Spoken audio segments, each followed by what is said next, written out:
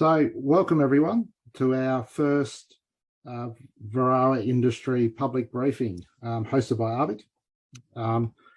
And we've got over 500 people registered for this event. So after this slide, I'll go through some housekeeping so everyone understands how to work tonight.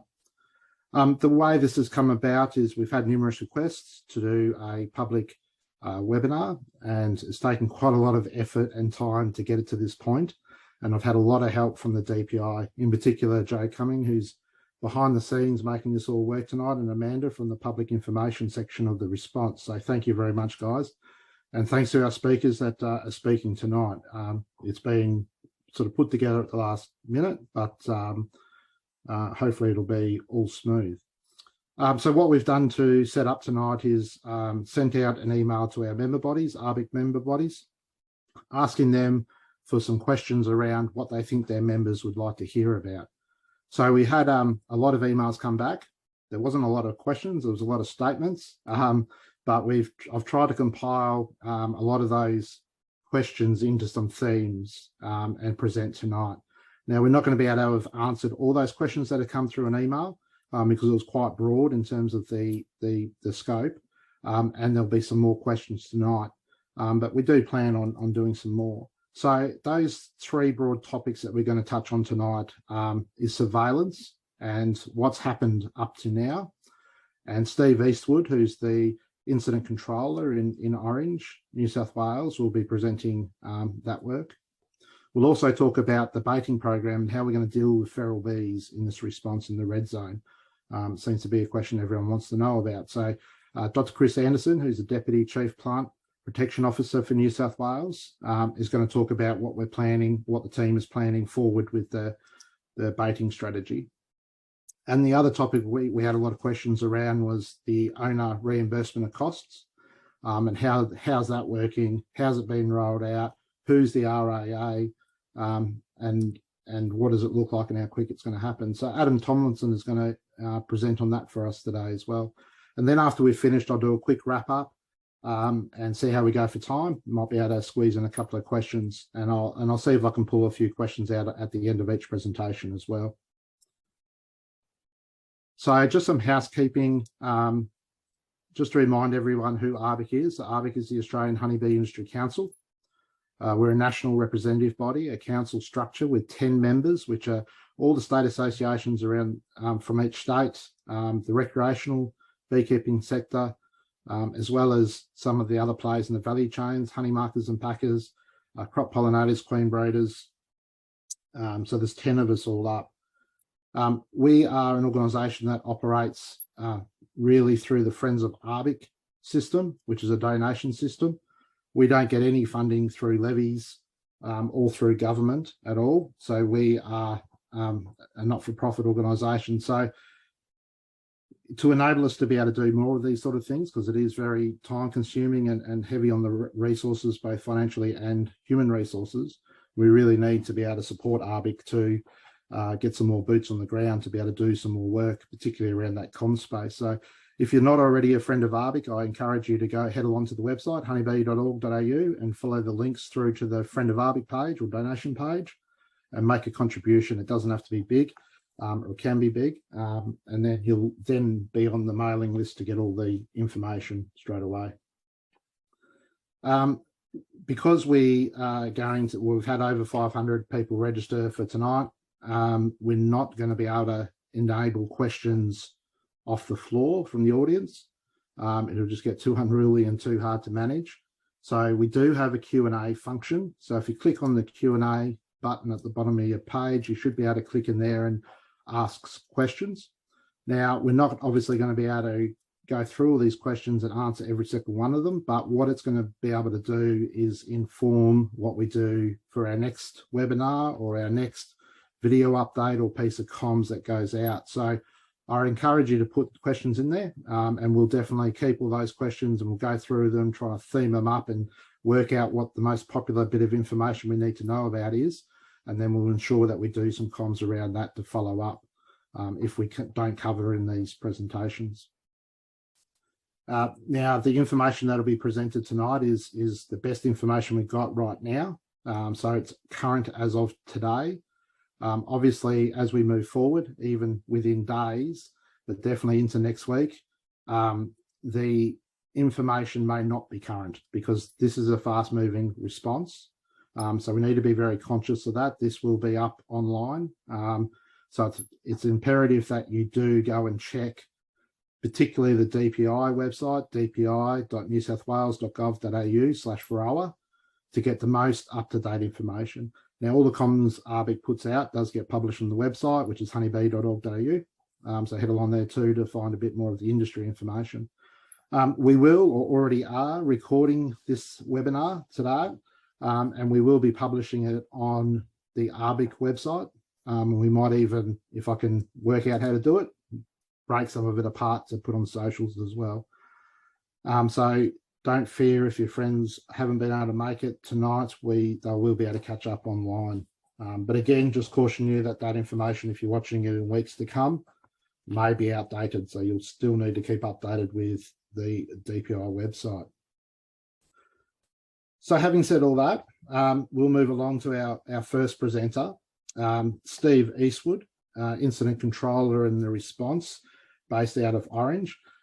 Lives in Armidale, and ever since I've been in this response from the start, Steve's been there on deck just as much as I have been. And I haven't really touched base with him, but I suspect his family is struggling to recognise him just as much as my family is as well. So I think that's really important to touch on how much these guys, even though they work for the DPI, how much effort and time they're putting in there away from their families in the beautiful Orange, despite how cold it is. Steve has been there from day one. So before he even starts, I thank Steve for the amount of work that he has put into this response. It's been unbelievable. So Steve, going to touch on surveillance. Go for it. Look, thanks very much for your time. I thought what I'd do is just give you a bit of an overview of where we've sort of come in the last 10 weeks, because I think we hit day 70 today with regards to the response. As Danny mentioned, I'm based in Orange. We've got a state coordination centre here where we have up to about 100 people actually operating out of that. We also have a local control centre at Maitland, and that has between 100 and 200 people operating from there. And that's obviously where most of the action is around the Newcastle, Maitland and Hunter area. We have a much smaller 4 command post also based at Grafton. So that's sort of looking after the Nana Glen area. So Joe, can you go to the first slide, please? So most of you will be familiar with the New South Wales map. I'll just explain a little bit because the map obviously has changed over the last couple of weeks. We're missing the yellow zone, and I'll sort of get to that in a minute. So when the response was initially stood up at the end of June, one of the first things we did was actually put zoning in place. We also put a statewide standstill. Now, the purposes of having both the standstill and the zoning was really to put biosecurity control measures in place to buy us some time to determine the extent of the infestation. Initially, we had detected it at the Port of Newcastle, and the more we looked, and we looked at hives adjacent to that, the more we found it. So a lot of surveillance was actually undertaken based on just the proximity of those hives that were detected, but also traces that resulted from that. So I'll just explain a little bit about that. So when we find an infected premise, one of the things we do is actually have a chat with the beekeeper and find out all the movements going back 2 years. So a lot of those were local, and a lot of the hives that hadn't actually moved, but we had picked up some movements which had moved in other parts of New South Wales, and all of those have actually been traced. And when we say they've been traced, it means that we followed them through, we found the hives, and we've actually undertaken surveillance on them. So they've all been tested. You can see those 2 dots up there, the one in the northwest of New South Wales at Narrabri, and the one on the coast there in the north at Nana Glen. Both of those were actually picked up through tracing. Now, our current total of infected premises is actually sitting at 99, and all the tracing for all of those has actually been undertaken. So that's complete. Now, the purpose or the need to actually undertake tracing is to ensure that we don't just go out and take out all the hives in the vicinity. We actually have to look for it. If we find it, we then find out where it potentially could have actually spread to, and we keep working our way along. So now we've actually been able to determine the extent of that. We've actually turned our surveillance in around July. We started actually looking at the what was then the notification zone, or the yellow zone, and the purple zone, which you can see there, which was set up as a surveillance zone. The red that you can see there is the eradication zone. Now, they were actually set up as zones based around all those IPs, or the infected premises that we talked about. So even though we've got 99, a lot of those are obviously in a very small area. So there's a lot of overlap, and that's all around that sort of Newcastle area there. You can see those other discrete areas. They are 10-kilometre radiuses. And then the purple surrounding those go from the 10-kilometre out to the 25-kilometre. The purple zone is what we call the surveillance zone. And many of you would be, caught up in the surveillance zone. When we first stood up the response, we also had an additional zone in place, the yellow zone, or the notification zone. Now, that actually went from 25 out to 50 kilometres. And that really was a buffer to a buffer. It allowed us some time to actually undertake surveillance inside to determine, or what we call delimit, the extent of the infestation. And over the weeks, we've actually done enough surveillance to get the confidence to go, you know what, we don't actually need the yellow zone. And that's allowed a lot of beekeepers the same freedoms that have been enjoyed by the rest that are actually in the current blue zone. Now, I say freedom, it's all relative, because in the blue zone, there still are requirements for movements, and beekeepers who wish to move hives actually have to go through a process of doing alcohol washes and undertaking training, etc., and maintaining records for that movement. So, Joe, if you can just go to the next slide, please. So this is a blow up really of the Newcastle Maitland area. And I guess we talk a lot about surveillance, and you hear a lot of numbers being thrown around, but I think maps are pretty powerful, and you can see exactly what has actually, the amount of surveillance that we've actually undertaken here. So one of the key ones also, you can see those black dots down the bottom there, which are sort of out in the blue, just south of the extent of the purple there. Now, that is actually industry undertaking sugar shakes. In the first few weeks that we stood up the response, we put a call out to industry to please go out and undertake sugar shaking, and that provided an added layer of confidence. A lot of those green dots there are actually, and the blues, they're all our surveillance teams and all the work that we've actually done in those areas.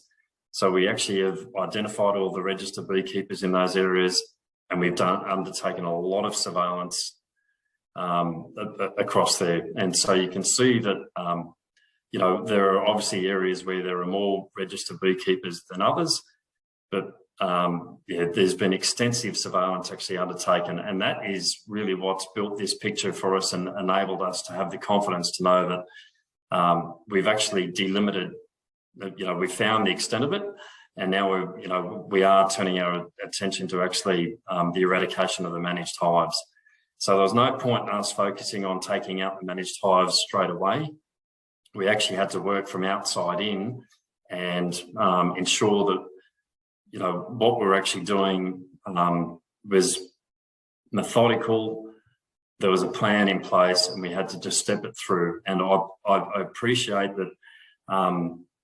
Everyone wants us to have been working 2 or 3 times faster than what we have, but we've actually tried to do this as properly as we can and really applied science to it. So what you may not be aware of is within the State Coordination Centre here, we have a team of epidemiologists who undertake a lot of work with crunching the numbers of what we need to do and where we need to do it. They provide advice on the sample size that we take when we actually go in.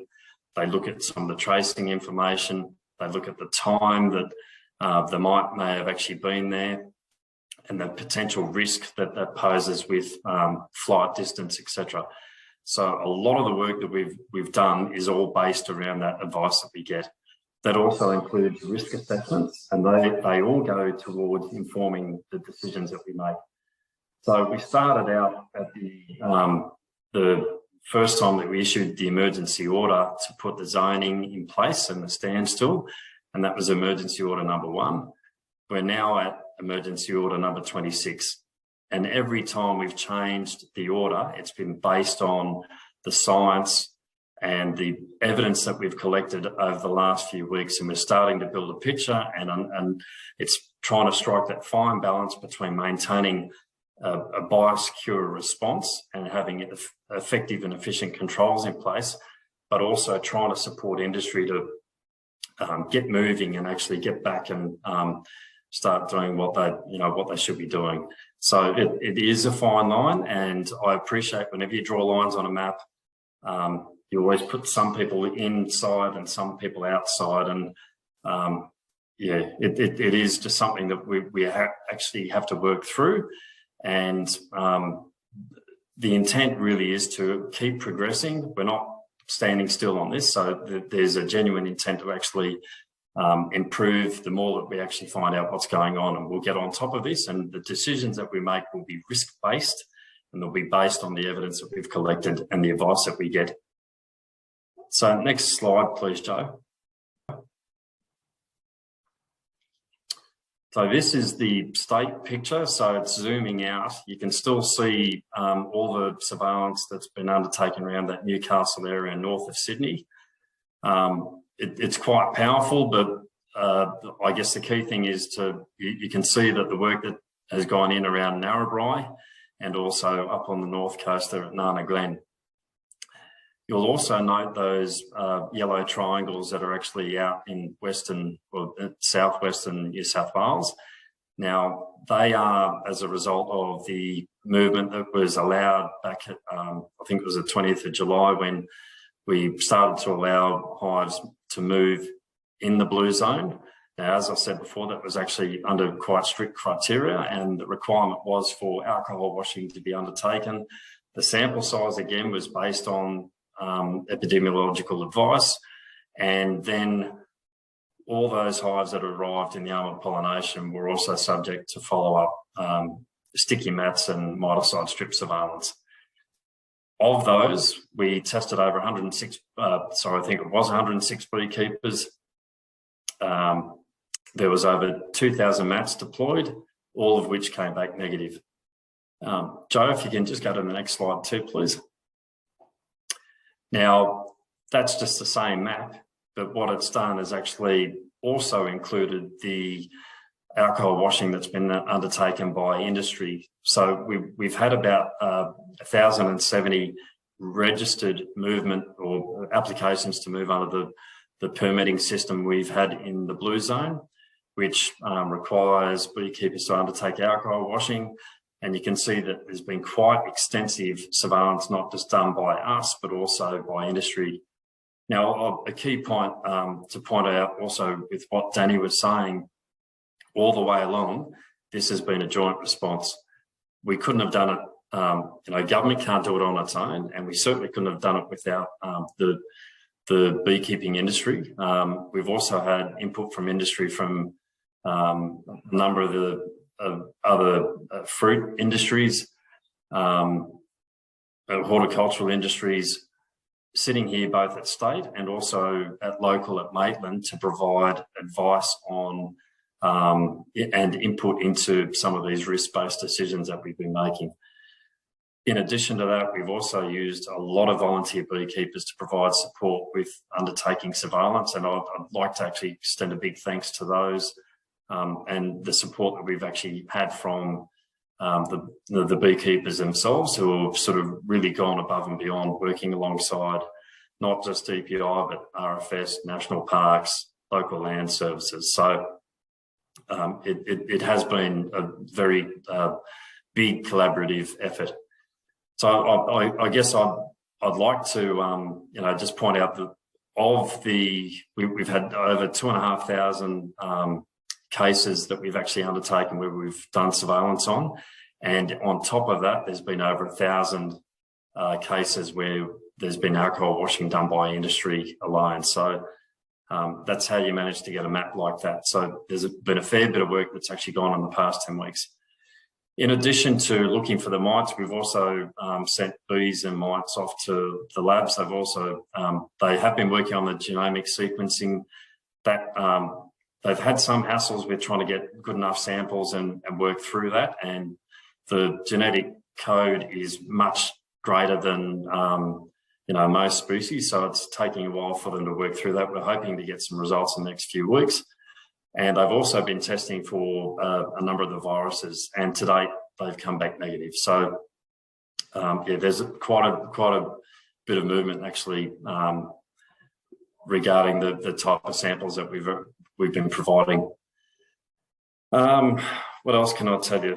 Currently, the surveillance activities are focusing. So we've got the majority of our teams are actually now working in those red zones and progressing through and actually eradicating all the managed hives in those red zones, whether they're infected or not. So a number of those isolated IPs, certainly to the west around Denman, Jerry's Plains, have already been cleared. We've got a few more to do in Bulahoola. We've got a few more to do in Calgary, and then they'll be starting in earnest probably this weekend in the Newcastle Maitland area. And that will be going for a number of weeks because it's, we're talking a couple of thousand apiarists that we need to work with to sort out the managed hives. In addition to that, we continue with our surveillance in the Nana Glen area, which is up near Coffs Harbour there. Again, we've taken the same approach. We've done all the surveillance within the red, and we're now actually working our way around the purple to ensure that we've managed to delimit it. We've done all the red and purple around Narrabri, and we'll be revisiting Narrabri a little bit later in a couple of months' time, based on EPI advice. We've got such low hive numbers, we need to allow a little bit of time that if the mite is there, we're able to detect it the second time round. I think that's probably about it, Danny. They've probably had enough of hearing from me. I'm happy to take any questions or that you may be getting through the chat.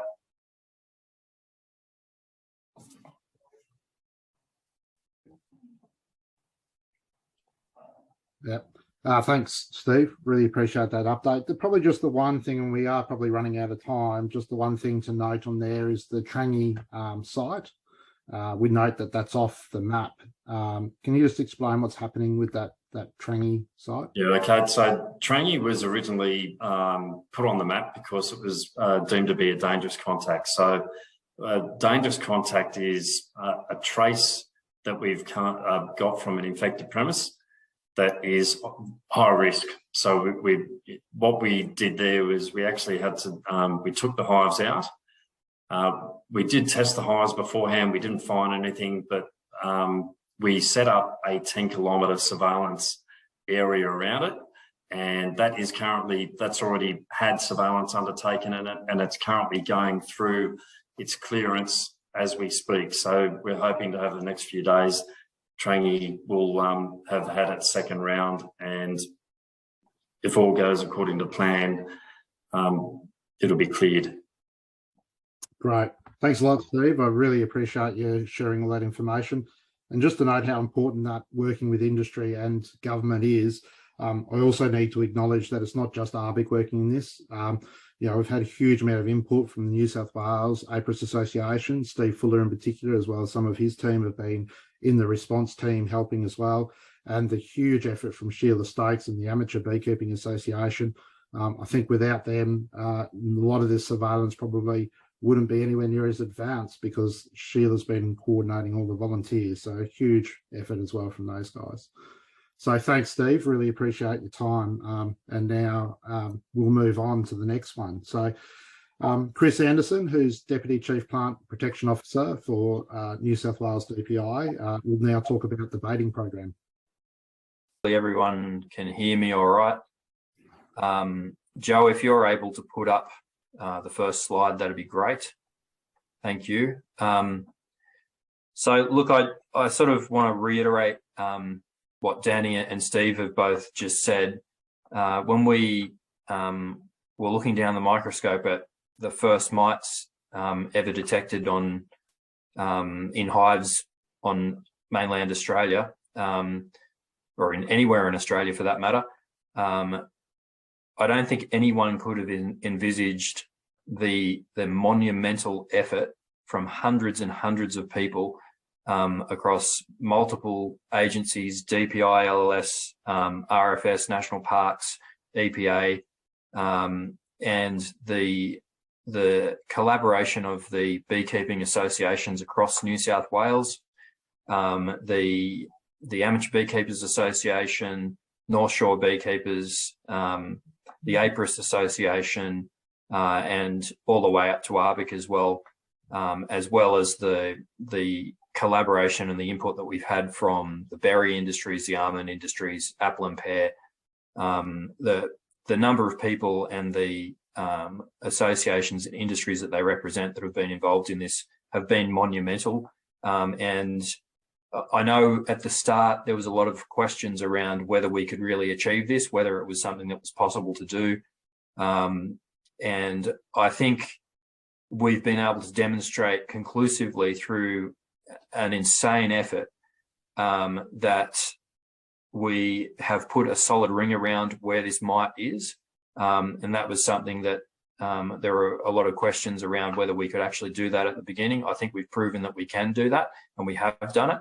And I think we now have the mites in our sights, and it's going to come down to the next phase of this response, which is what I would like to talk to you about now. So it's nowhere near over, but the effort that has got us to where we are now needs to be acknowledged publicly, and also the beekeepers who have been impacted by the response, their willingness to work with us, their willingness to assist with tracing. That tracing data has been so important in this response, and so we need to acknowledge those people who have been caught up in the red zone and in the purple zone, and those who were stuck in the yellow zone for a period of time, and for everybody else in New South Wales who sees the importance of why we're actually doing this. This is about, it's not only about being able to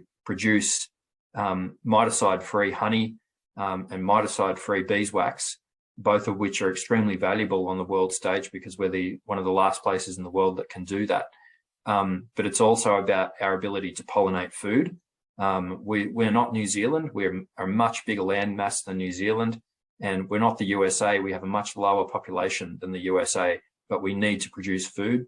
And so we're responding to this to be able to continue to produce food, to be able to pollinate those crops.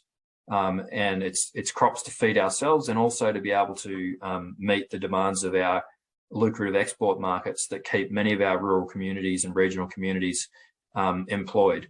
So it's that trade is what we're really looking to keep going here, and that's why we're responding to this. It is much bigger than just the honeybee industry. It's about producing food generally right across the country.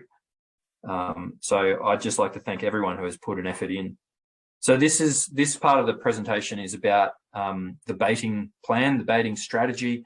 Perhaps it's also about phase 2 of the response. We have achieved our objectives under the first 100-day response plan, which was to put a line around this and to begin that process of removing infestation. And we've done that with with great professionalism, and that work is ongoing, and it will continue for a period of time. But we certainly have it in our sights to have removed managed hives out of the eradication zone within the next few months. And whilst we are undertaking that process, we have put in place a secondary team, a team of experts, a team who have significant experience in previous eradications of insects, in particular yellow crazy ant, which was an eradication program on the north coast of New South Wales. And so we're bringing together a large number of people out of that team, as well as some of our beekeeping experts and experts within the bee space from across Australia to put this baiting plan together, which is in essence is to effect eradication of the unmanaged colonies. So what we have, I suppose, logistically in place now across all of our red zones are 392 potential baiting points. And the Joe, if you wouldn't mind going to the next slide. So this is an example of it's easier to demonstrate this as a single 10-kilometre eradication or 10-kilometre radius eradication zone. But what you have there in the centre is an IP, and then at 3-kilometre points we've built out a grid which is based on a hexagonal pattern around that IP, and we are working. Well, the first point that I'd like you to see in this is, if you can see past the red, it's just the diversity of tenure that we have to deal with around each one of these IPs. So in this particular one, there's a number of potential baiting points that are actually in the middle of mines. We have baiting points on vineyards. We have baiting points in national parks. There's baiting points in sensitive areas, ecologically sensitive areas. We have baiting points in state forest. We are having to deploy this baiting program. There is a really critical and significant piece of work around engaging all of these landholders and working with them so they understand what it is that we're doing, that they understand their obligations under the Biosecurity Act to enable us to effect this eradication, and also to work with them around supporting the eradication efforts where we can utilise some of their staff to assist us with the process. We also have within our baiting team an entomologist who has come on board, and he's currently testing and trialling baiting in the field. So we have a design or a trap design that has been tested with advice, particular advice from the APRIS Association, acknowledging Steve Fuller there, and also that's been run by the EPA to address some of their concerns around the use of fipronil in those bait stations. And so all of this, it's not as simple as simply drawing dots on a map and putting bait stations out and just going out and starting the baiting. So we get a lot of questions about, well, why haven't you started the baiting? What's holding you up? And I hope that it's clear that this is it's an extremely complex process. And when you're deploying chemistry in the environment on a large scale, it's not something that you can just go out and do without a significant amount of consultation and planning. And so we now have that team in place. We are trialling baiting in some of these areas and testing the efficacy of the attractants to bring bees into those bait stations.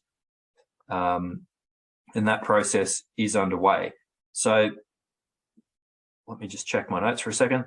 So the next thing that I might do is just, there are a couple of questions that were put to me to answer tonight, but what this baiting program actually looks like, the practicalities of it are based around a 90-day baiting cycle. So we would be using a team of people who are employed under the response, going through each one of these 10-kilometre areas around an IP. As you can see around Newcastle, we've broken it down into a simple 3-kilometre grid, and we would be running attractancy for say 5 or 6 days, where we are just attracting bees to a bait station, and then on the 6th day or the 7th day, depending on how we do it, we go in and we expose a fipronil bait for a couple of hours on that day, and then we remove it again and we go back to pure sugar syrup in those bait stations. And we do that process, or we repeat that process a few times over a 30-day period. At the end of that 30-day period, we take the bait stations out, or at least take the sugar syrup out of the bait station so there's nothing in them. And the purpose for doing that is just to allow for the re-emergence of some bees out of some of these colonies that may not have been killed with the first exposure to fipronil. And then after that 30 days has elapsed, we go in and we run that process again. And the idea is that at the end of that 90 days, we then commence a monitoring process. Now, there is an evaluation and monitoring process that happens whilst we are doing this, which will involve the inspection and testing of feral hives, which we have mapped across this area through public reporting and through reporting of agencies like forests and national parks that have reported back to us. And we'll also, where we don't have a sufficient number of those hives or they're not at the right distances, we will look to place indicator nucleus hives into these locations, and we will measure the effectiveness of the baiting over time as to whether those nucleus hives are killed by that baiting program. And we will use that information along with records of non-target impacts and records of the number of bees that are coming to bait stations to make adjustments over each one of these areas. So you can almost view each one of these 10-kilometre areas as its own program. The amount of work that needs to go into affecting the eradication through the baiting is a significant amount of work, and there's a lot of evaluation and then tweaking of that as we go. So if we're finding in a certain area that we may not be getting an effective kill, we may still be getting bees coming into bait stations at certain times of the year, then we will be undertaking practices like bee lining, for example, to determine where those bees are coming from, whether they're coming across from the purple zone, or whether we have not getting effective kill in certain areas, and that's where we may then deploy supplementary trapping in those areas, supplementary baiting, sorry. And the other part of the science that is underpinning this is the idea that at certain times of the year, a colony will adjust its flight distance based on the patchiness of the floral resource. So at this time of the year, we would expect flight distances to be shorter. That's obviously going to be different depending on which part of New South Wales we're talking about. But say, for example, just for argument's sake, we're going into January, February, flowers are switched off. There's not much food source around for the colonies that are in that area. They will just fly over, they'll fly longer distances than they normally would. And that's when we then might pick up more colonies that we were not picking up earlier on. So there is a science that underpins the reason that we've gone with the approach that we're taking. And that approach is being informed by a national group of advisors, essentially, who are providing advice around how we do that. These are all potential baiting points, I guess, is how I would say. There will be room to move them around on a case-by-case basis, and we will be taking scientific advice as to how we deal with bee populations in difficult-to-reach areas. So there are some alternative strategies that are being developed at the moment. The CSIRO are working with us. They developed some baits. Well, one of their experts is Dr. Ben Hoffman, and he is renowned for his work on baiting of invasive ants. And so we are working with Ben to look at baits that can be deployed in areas where it's difficult to reach, it's difficult to deploy bait stations, or we may just be not getting a particularly efficient kill through the use of bait stations. So we're using high attractancy baits that can be removed out of the environment by bees within a day or two, and that are only deployed during robbing. So these are some of the pieces of work that are going on in the background, but at the moment that's all experimental and there's no plans to use that at this point in time. I think I've probably covered most of what I was going to talk about. Were there any other questions that you'd like me to address, Danny? Yeah, look, really appreciate that. Thanks, Chris. A really big body of work that's still got to happen, and a lot of ground and boots on the ground. A couple of things, Chris, we're getting a lot of questions around attracting bees to the bait station on a honey flow. So I know we've taken some examples out of Queensland where we're looking at boiling up wax and honey around the bait stations to attract bees. Is there any other attractants that you're looking at? You mentioned a couple there, I think. So Liz Frost is the technical specialist honeybees. New South Wales DPI has been doing some attractancy trials, and we're certainly looking at the work that she has been doing. That's certainly been informing questions around whether we should be, for example, adding honey to some of the sugar syrup to make it more attractive to bees. The work that she's done so far has shown that honey is taken more slowly, so it probably is better to retain the bait as a pure sugar syrup bait, but it's the use of honey and beeswax to attract bees into that site and convert them over onto those bait stations is the main approach that we will be taking. Of course, with the scientific advisory panel that will be overseeing this work, there will be room for experimentation in here, so we'll certainly be testing different methods. There was discussions today about the colour of bait stations and whether that makes a difference and other things like that. So we're certainly taking a research approach to this project. Thanks, Chris. And we're running out of time, so just really quick answer to this question. We're getting questions around native bees and off-target damage. You did touch on that, but could you just highlight that there is some work being done at those bait stations around monitoring, and you guys are going to follow that? Yeah, so at each phase of a baiting cycle, part of the work that will be undertaken is monitoring for off-target impacts. So that's a requirement under the APVMA permit. We've also designed the bait stations in such a way as to minimise that, particularly off-target impacts around native birds and mammals and lizards and other things that may try to get into those traps. And certainly from a communications perspective, when it comes to native people who keep native bees, they will be one of the key groups that we'll be seeking to engage with, because we will want them to look at moving their hives out of those red zones and into purple or blue zones where we won't be undertaking baiting. One of the requirements is in the permit to allow notification of people in the area, so they've got enough time to get those native bees out if they want to before baiting. So that's great, Chris. I really appreciate your time. I know everyone's busy in there, so we'll keep moving.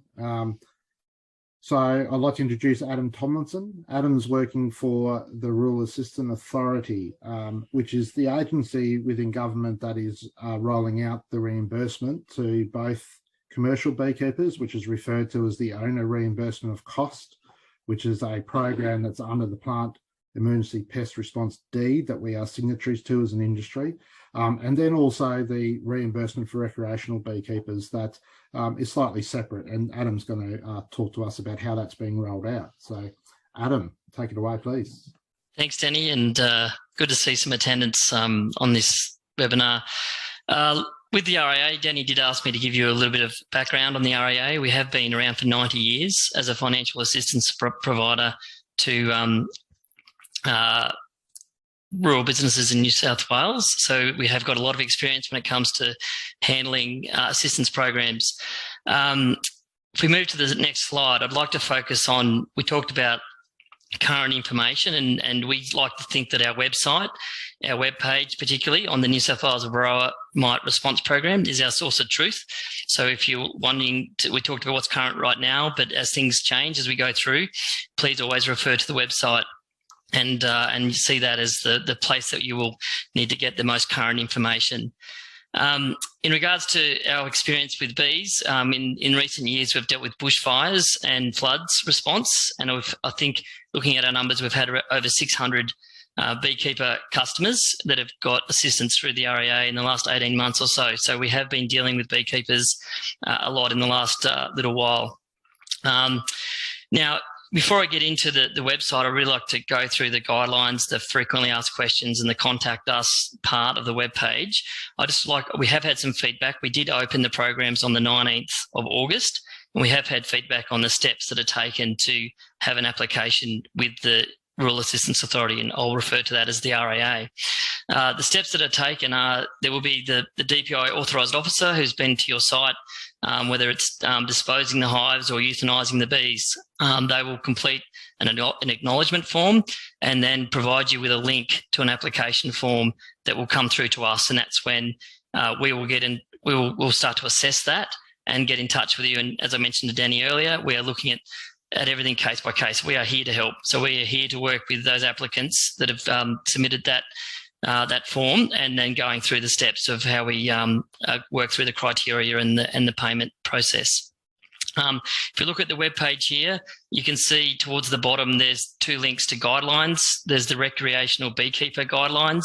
So in that you'll see key parts of the criteria that we will assess. So that's being a registered beekeeper and having a DPI case number. So that's an acknowledgement form of having the authorised officer at site doing either the disposal or the euthanisation. With that criteria, you'll see if you go into that, I won't go into it in big detail, but ultimately there are indications of reimbursement costs, and they are $550 per hive that's disposed, or $200 per hive that's euthanised, and $200 per nucleus colony. So you'll see those details in that recreational beekeeper guidelines document. Then we move on to the guidelines for commercial beekeepers. In there, you will see there are extra criteria that we will be looking to assess when those applications come in. That includes, so it's not only the registered beekeeper, the DPI case number, or the acknowledgement form.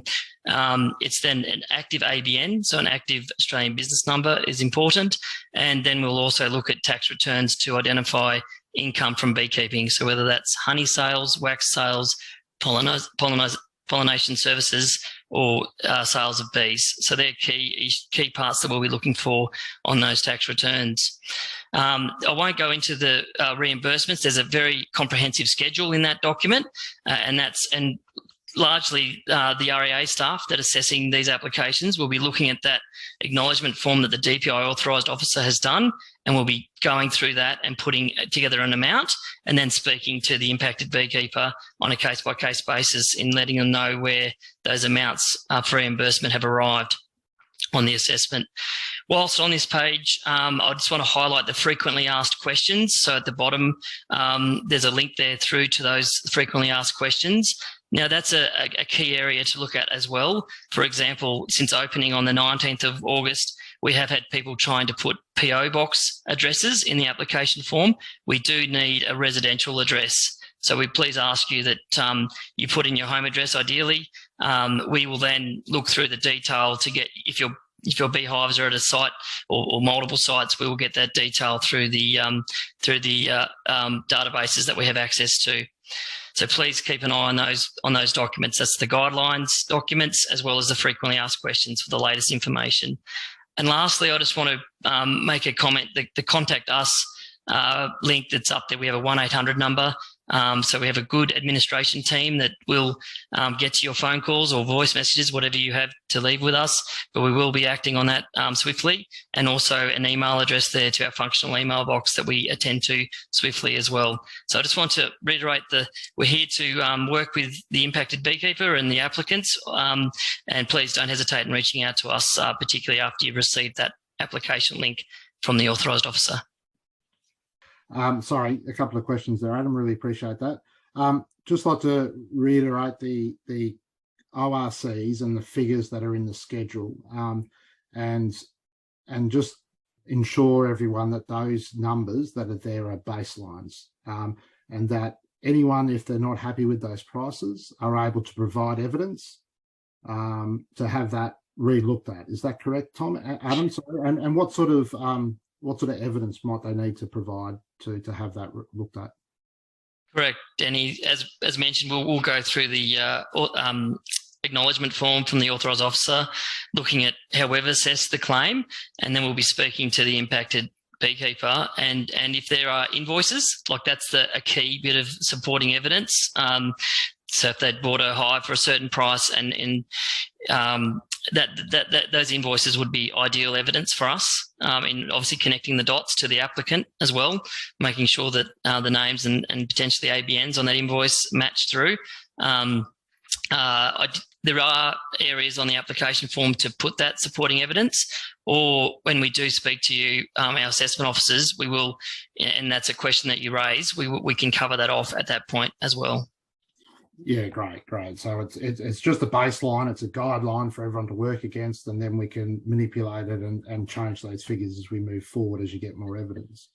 Now, the other thing, I know you highlighted it, but I just wanted to go over it again, the process practically for beekeepers. So there's a lot of beekeepers at the moment in the red zone that are having the hives euthanized, and I'm hearing stories of some of those guys aren't necessarily getting all the information at that point in time. Now, they may get their case number and the web link at that stage, or they may get it when those hives are collected. Is that correct? Yeah, look, ideally, and the way we have our program officer on this going to meetings daily with the DPI colleagues to make sure we're in touch with what's happening. But ideally, they'll get that case number, that acknowledgement form that's been completed, because they will sign that and acknowledge that that's what's been assessed and what's been either destroyed or euthanized. So that is a form that will be signed by the impacted beekeeper and the authorised officer. And ultimately, at that point, they'll be told when they'll be getting a link to then apply to the Rural Assistance Authority, so the RAA, to then complete that application form for us to assess. Okay, and so the guys that you said that this program launched on the 19th, so the guys that had hives destroyed prior to that, you guys are reaching out to those individually? I understand that, yeah, that they've been in retrospectively going back to the I think there may have been 60 or so that had been seen prior to that. To date, we've received over 100 recreational beekeeper application forms, and are working through those. We do have a commitment of 20 business days, so we are working through those as quickly as possible. And we've received 7 commercial beekeeper applications to date as well. And a lot of those are actually customers of the Rural Assistance Authority, so we are aware of a lot of those people. Excellent. And I'm seeing a lot of questions here that you probably can't answer, Adam, and in particular around purple zone beekeepers and reimbursements, which I can talk about. So we know the purple zone stuff at the moment, it's not in the response plan, so it's not something the RAA can roll out, reimbursements in the purple zone.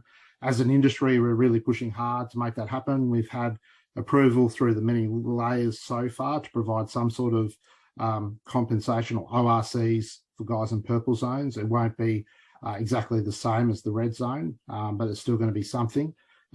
When that will be in place, we've still got to go through another couple of layers of approval, being the national management group, which is what signs off on the whole program, involves the 26 stakeholders, and they've all got to unanimously vote.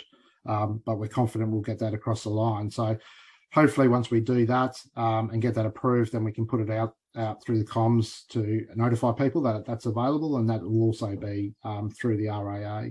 But of course, there is still the chance that it doesn't get approved as well, but we are working as hard as we possibly can to make sure. We've got a couple of minutes. The other one that we didn't really touch on tonight that there's been a lot of questions around, and I don't know if Chris or Steve are still online, but it's around queens. So queens at the moment, beekeepers can bring queens in from interstate. They can also breed their own queens on farm or on their own premise, and move those queens that they've bred themselves around their own operation. They're not allowed to sell them or transfer them outside of that. We are looking and acutely aware of the issues around commercial queen breeders and them not being able to operate and what it's costing guys. And everyone in the IMT is doing as much work as they can, particularly around the risk assessment. So there's been a number of risk assessments done on the ability to get commercial queen breeders going again, but it keeps coming back as being a high risk for various reasons. And so we're working hard at trying to provide mitigation strategies to reduce reduce those risks and get that risk assessment down to an acceptable level. And we're reasonably confident, given the level of surveillance that Steve walked us through in the blue zones, that we won't be too far away from being able to do something there.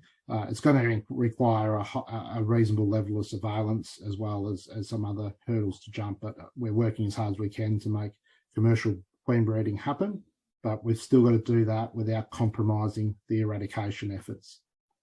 So that's really important that we do that. And I can see Chris shaking his head there in agreement, so I haven't stepped over the mark by saying that. So we're bang on time on our hour.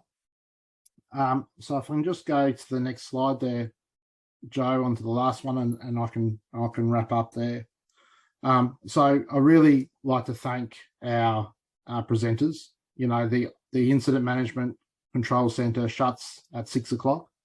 And I know Steve in particular has got a dinner on tonight with his team in Orange. So we're actually holding him back from probably his first beer of the night, and won't be his last.